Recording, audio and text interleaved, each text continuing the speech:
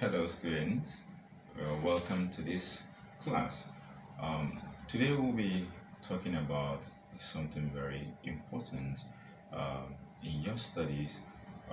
Due to the lockdown, we've not been able to have a normal class, but we'll be using this particular medium to talk about something that is very important to your education, to your sentence formation.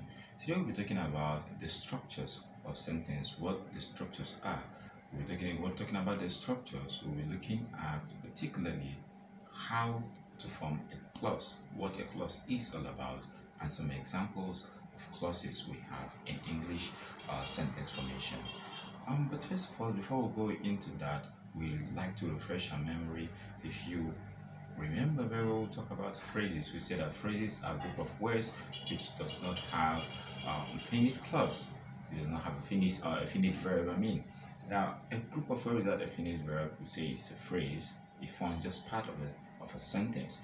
But a clause, on the other hand, is a group of words with that contains a subject and a finite verb that forms an obligatory part of a sentence. Why do you say it's an obligatory? Because without these clauses coming together, we will not have a sentence. And having this particular background, having this in mind, that a clause is a group of words that has a subject and a finite verb which forms a core part of a sentence, we would like to differentiate to break it down into the parts of the clauses we have. The types of clauses we have two major types of clauses: the independent clause and the dependent clause. The independent clause, and the name for it is the main clause. That is a clause that can stand on its own and express a complete thought. That kind of clause, we can refer to it as a simple sentence if we so wish, because it can stand on its own and convey just one thought. But a dependent clause, on the other hand, cannot stand on its own and convey a complete thought, even though it has a subject and a finite verb. But it cannot stand on its own.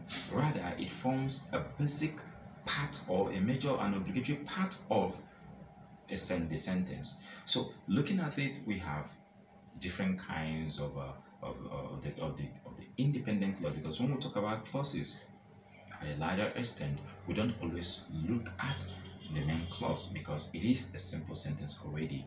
That is not the one that gives students trouble. That is not the kind of clause that will trouble you when you are analyzing your sentences. Rather, it will be the dependent sentence, because it needs another part of the sentence, and so doing, since it has a similar function as the part of speech. It functions as a part of speech because you say it is obligatory to the formation of the sentence. We find out that we have about three major types of dependent clauses.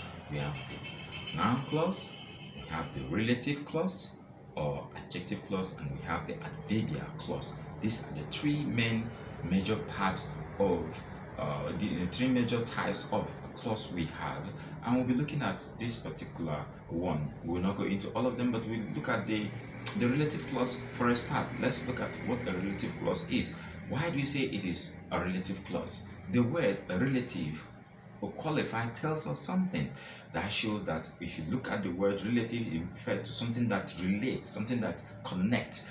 Now, in the sentence formation or in the sentence structure, we have the subject and we have the predicate.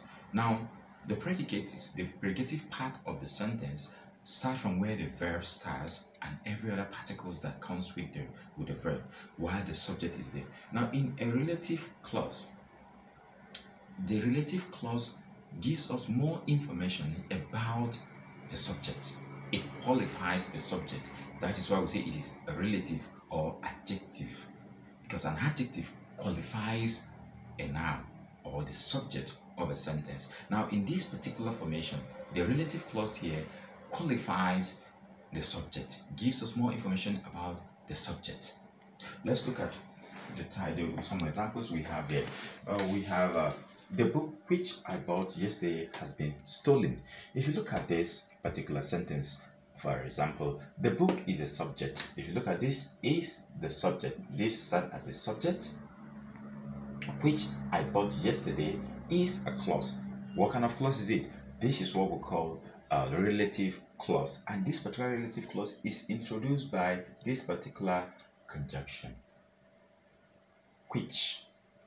Now these are some of the conjunctions that we use to talk about to introduce the relative clause. We have which, we have who, we have that, we have whom, we have whose, we have where, we have when, and so on and so forth. These conjunctions are used to introduce relative clause. But mind you, if I put a stop here, it is not all the relative clauses that are being introduced by this particular words. For example, the second sentence here, the house I told you about has been demolished. If you look at this particular one, I told you about is the relative clause here, because we can have the house has been demolished, but this one here qualified gives us more information about what is it that is demolished.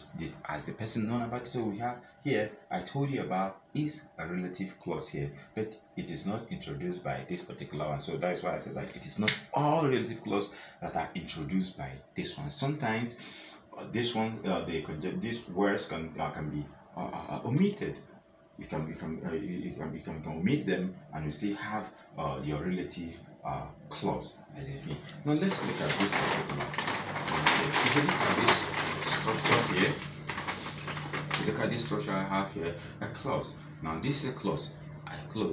We have the independent clause here, or the main clause, and we have the dependent clause here, or subordinate clause, which is the one we're talking about now. If you come down to this side, we have the subordinate clause are divided into three. We have the noun clause, we have the relative clause or adjectival clause, and we have the adverbial clause. I have some examples here to add up to what we had before. We have this.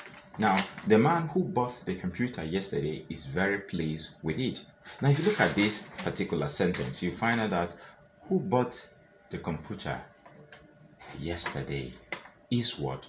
Is the relative word clause, because it refers back to what? The man who is very pleased with it. The man who bought the computer yesterday. The man. So if you look at this, this is the relative clause which refers back to what? To the man. Now if you look at this one, the second sentence here, the computer he bought was a very good bargain. He bought is what? A relative clause here, because we have subject and we have a finite word verb here. We have verb here, even here too we have finite verb, here we have finite verb. That is what the structure you should be looking at, having what? A subject and a finite verb. Now if you look at this one, computers, which are becoming increasing common these days, are coming down in prices all the time. Now this one is very long. We have which are becoming increasingly common these days. This is what the relative pronoun clause we have here, because we look at this, the computers are coming down in price all time constant, but because you want to give more information that is very vital to make the sentence to have more meaning, you have which are becoming increasing common these days. This gives us more information about what? Computers. Now if we come to this last one here, the salesman from who he bought the computer was very helpful. If you look at this particular one, the salesman, from whom he bought the computer is what? A relative word clause. It's a clause. What kind of clause? A relative clause, and it refers back to what? To the subject. They give us more information about the subject. So far we talk about what the clause, and we say that a clause is what? A clause is a group of words which contains a finite verb and function as an obligatory part of a sentence. And we've identified three types of clause: the main clause, the noun clause, the adverbial clause, and the relative clause or the adjectival clause. You put this together, you find that with the help of this one, we talked about the relative clause or the adjectival clause, and we said that they help to give us more information, or to explain, or to give more information to the subject, to qualify the subject, the function as an adjective in the sentence.